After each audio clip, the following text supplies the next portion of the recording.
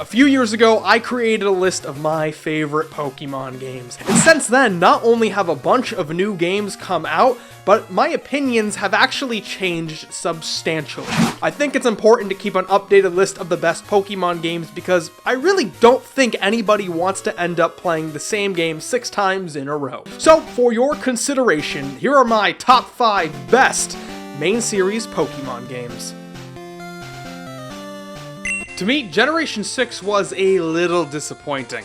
I think the drop in difficulty and the lack of content in the game really made them feel more shallow than previous iterations in this series. And that's why when Pokémon Sun and Moon was announced as the 7th generation, I had a really lukewarm response, until I played it. Where many Pokemon games have experimented with the formula of having to fight 8 gym leaders and beat an evil gang, Pokémon Sun and Moon redefined this series' potential. Instead of 8 gym leaders, you had to face 4 kahunas, who each are in charge of one of the 4 islands in the new Alola region. On top of that, you have to complete 7 challenges, all of which end with fighting a strong boss Pokemon at the end of a task. Sun and Moon was a refreshing version of Pokemon when the series really needed it. Plus, it continued a trend I really appreciated in the series. This generation only added 80 Pokemon, as opposed to, 150. Plus, the new Alola region variants of existing Pokemon was a really cool concept. Also, Team Skull is clearly the best team to come out of the Pokemon series with their over-the-top silly gang and punk lingo. And I love how there's recolored versions of the Team Skull members in-game without their uniforms. Ah, so punk. One day I am going to do a cosplay as Guzma. Overall, Sun and Moon was a really refreshing game because it was brave enough to abandon a lot of the series conventions that have been built up until this point. If you want to see my complete thoughts on the game, I linked my review in the description.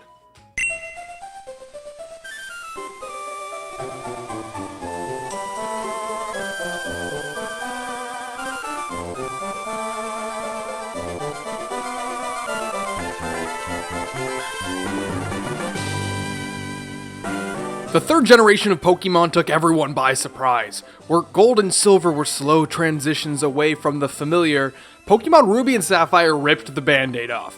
There were hardly any recognizable Pokemon, and the landscape of Hoenn was totally different than anything else we had seen up until that point. I also feel like the 3rd generation was the first game to have an actual story. And yeah, I know that Generations 1 and 2 had a story, but this was actually something developed. It wasn't just bad guys wanting powerful Pokemon, it was a slightly more complex thing.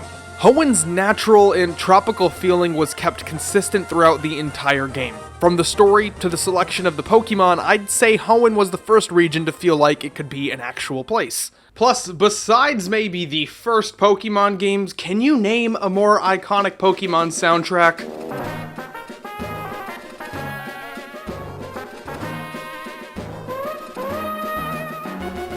This game also took puzzle solving to the next level. Collecting the Reggie-Pokemon to this day is still the most complex Pokemon to catch. The first time I played this, I refused to look up what to do. I found out what Braille was by talking to a friend and looked up a translator. The amount of secrets in this game was astonishing, and the content was only added upon in the remake, Pokémon Emerald.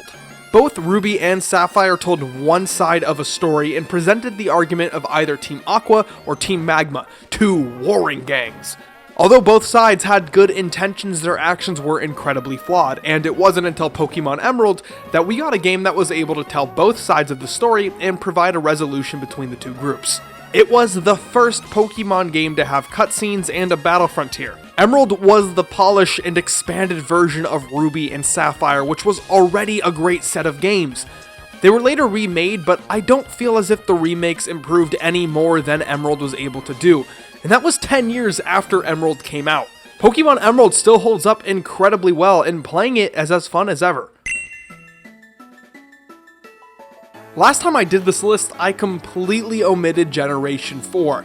I think that was because I hadn't revisited it in a long time, and wow, I really fucked up. Diamond and Pearl were the first Pokemon games that I had internet access to leading up until the release. I would visit Pokemon Elite 2000 in Cerebi nearly every day to check out if there were any new Pokemon announced. This was also the first generation with online battling, and it was my only time dabbling into competitive play. I had an account on the PokeBeach forums and I was posting all the time. Fuck, I bought a DS headset to talk to people while I battled. You could get a headset for the Nintendo DS released in 2004, but you can't for the Nintendo Switch. Isn't that fucked? Sinnoh's cold and mountainous region was a perfect contrast to Hoenn's warm and tropical region. Sinnoh itself is incredibly well designed, with most of the region being connected by Mount Coronet. As you unlock HMs throughout the game, you can actually travel throughout the entire region just through this cave. The original games are full of side quests, a ton of legendary Pokemon to go after, but the remade version Platinum has reimagined gym leader teams and Elite Four teams that give the game an edge over the original version. My favorite is the gym. That's a gym. There's also so much to do in Platinum, and the Distortion World was one of the first times that an in-game dungeon experimented with puzzle solving. Plus, Generation 4 itself had a lot of really cool Pokemon and added a lot of really cool evolutions for existing Pokemon. Can you believe there was a time before Gallade, Roserade, and your dad's favorite Pokemon, Licky Licky? It's also a cool thing when the story of a Pokemon game can talk about the lore of the Pokemon series as a whole. The three legendary Pokemon represent time, space, and dark matter, and they were created by Arceus, who's basically the Pokemon god. And this mythology isn't exclusive to this game, it's carried over to Generation 2 lore. Everything was connected, it wasn't just something important to a single game. Plus, all the characters are super cute and super stylish, which bumps this game from number 6 to number 3. I'm sorry, but Pokemon Black and White are two of the best games that the series has had ever. It was the perfect reboot and the perfect game to get fans back into the series.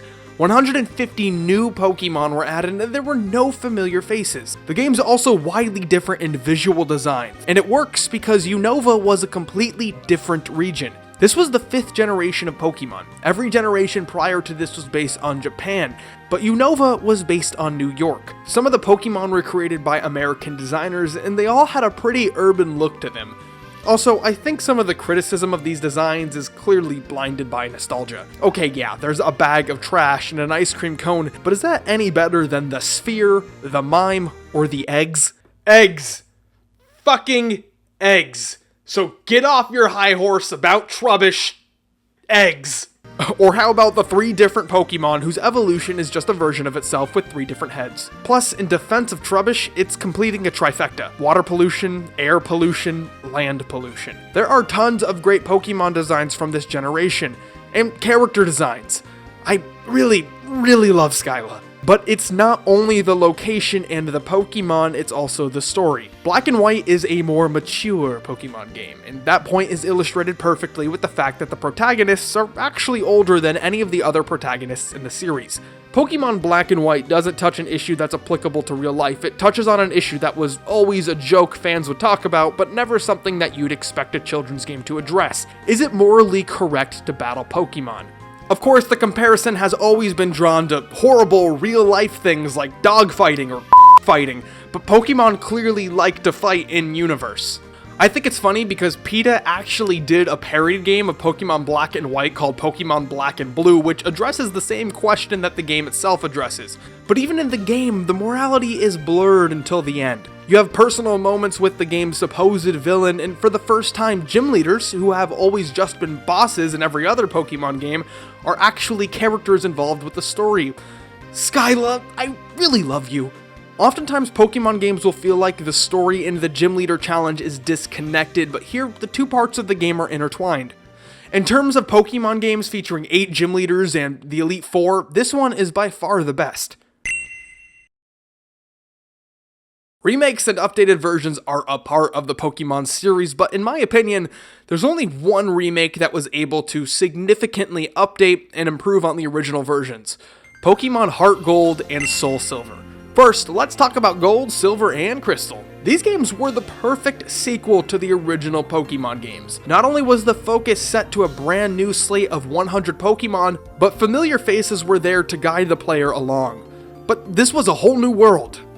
A whole new world. It's a whole new world we live in. Pokemon Johto.